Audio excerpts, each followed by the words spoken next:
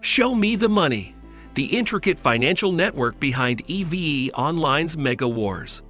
Welcome to the realm of EVE Online, an immense multiplayer online spaceship game that is most notably recognized for two key aspects.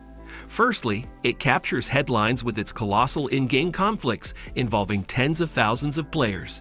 Secondly, it boasts an incredibly authentic in-game financial system, making the loss of a virtual spaceship almost as significant as losing a phone or car in the real world. Numerous magazines and successful YouTube channels have explored these two elements independently. However, the real intrigue arises when these factors intersect. Despite being set 21,000 years in the future, EVE's realism extends to these large-scale wars, making them costly endeavors. The in-game currency, ISK, has an approximate exchange rate of about $6 per billion in-game ISK. It is important to note that trading this in-game currency for real-life money is against the game's rules and can result in a ban. Nonetheless, in-game assets hold tangible real-world value on the gray market. When headlines mention trillions of ISK lost in epic battles, it highlights the staggering costs of waging wars in EVE Online. This raises a bigger question. Who or what finances these wars? Considering the hefty price tag of hundreds of thousands of real-world dollars and only virtual space pride as a return, it may not seem like an appealing bargain. It's time to delve into the workings of space money. If you enjoy this video, please consider liking and subscribing for new content like this every week. Over the past 2 decades, the game has seen 3 fascinating and unique methods of funding major wars. Let's begin with the most fundamental one. EVE Online is home to a variety of player-run megacorporations, akin to large-scale guilds in World of Warcraft. The largest of these corporations function like nation-states, complete with defined borders, a standing military, taxation, industry, and command structures. These powerful entities inevitably clash with others over resources, territory, or simply for entertainment. After all, it is a video game. In these wars, individual participants must usually supply their combat ships using their in-game earnings. However, if their ships are destroyed in battle, the mega-corporations step in to cover the replacement costs. This is because, ultimately, they need the manpower to emerge victorious in these wars. Ensuring that individuals don't fear losing their spacecraft will encourage players to continue engaging in thrilling interstellar battles. Ship replacement programs, SRPs, often provide funding through taxes gathered from corporations during peaceful times.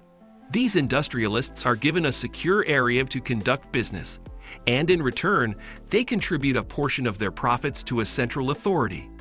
This authority then funds a military program to maintain or expand the protected territory, similar to real-world governments.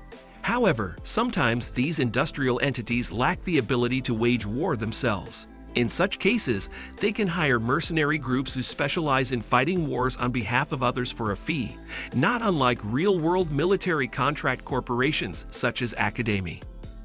So far, we've discussed minor wars that may be significant to game players at r/EVE, pronounced AR/EVE, community members, but might not be noteworthy to uninvolved observers like us. Things changed dramatically about 5 years ago. EVE's economy is so intricate and diverse that virtual casinos once existed within the game, founded, funded, and operated by regular players using in-game currency. These casinos yielded massive profits, similar to their real-world counterparts. However, these in-game profits were so vast that there was little they could be spent on individually. Such wealth could purchase every spaceship in the game multiple times, so these players needed a more ambitious goal for their funds. The logical solution was to exchange the in-game currency for real-world money, whether permitted or not. Although this risked getting banned from the game, the immense value of these casinos' earnings, worth millions of dollars, made it a risk many casino owners were willing to take. This proved particularly advantageous since the casino's daily handling of thousands of transactions provided an ideal cover for in-game money laundering. It was nearly impossible to differentiate between legitimate transactions and illicit ones, closely resembling real-world casinos that often make headlines as money laundering hubs. However, some honorable casino owners opted to use their space dollars to acquire something unavailable on the public market: influence. The year 2016 marked the beginning of the so-called casino wars, as the I Want ISK online casino financed a coalition of player corporations to wage war on the most powerful player corporation in the game, which had wronged the casino in a previous business deal. In truth, these player-run organizations were eagerly seeking any excuse to go to war and keep the Imperium in check. Their only obstacle was a lack of financial support for such a massive challenge, with casinos funding the war as a demonstration of the consequences of dishonoring a business deal.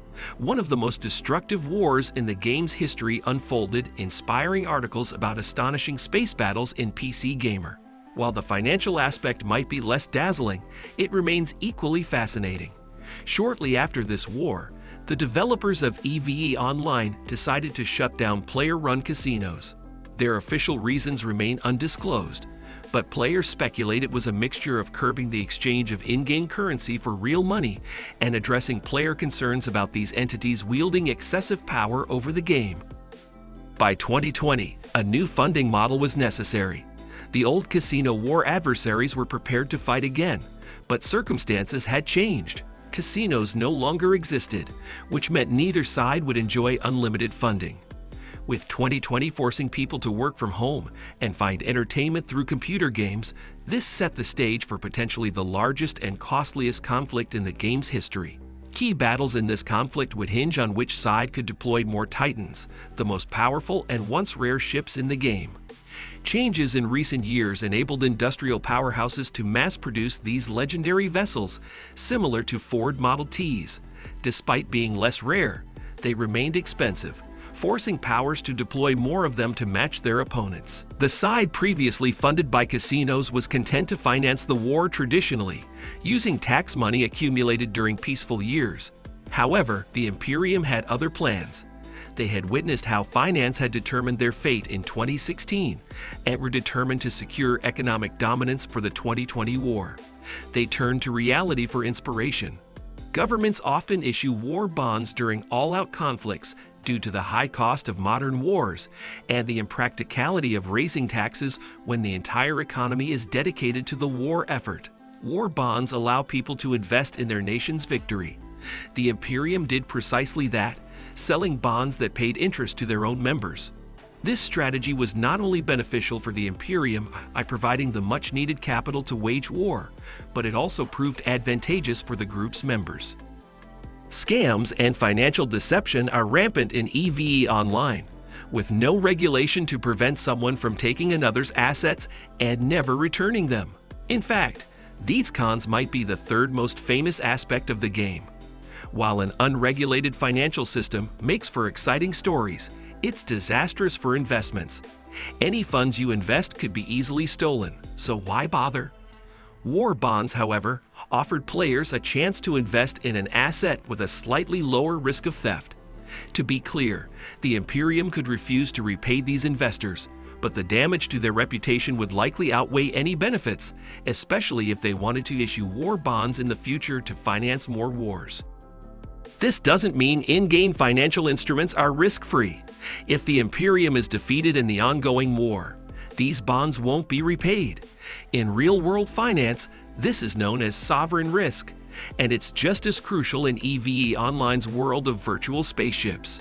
As the war continues, gaming magazines and budding YouTube channels will have plenty more to discuss, like how the game's financial market predicted the GameStop short squeeze.